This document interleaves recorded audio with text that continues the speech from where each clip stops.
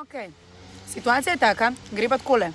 Iz Kornija smo dobili en tak ful luškan izziv, da posnamemo družinski izlet.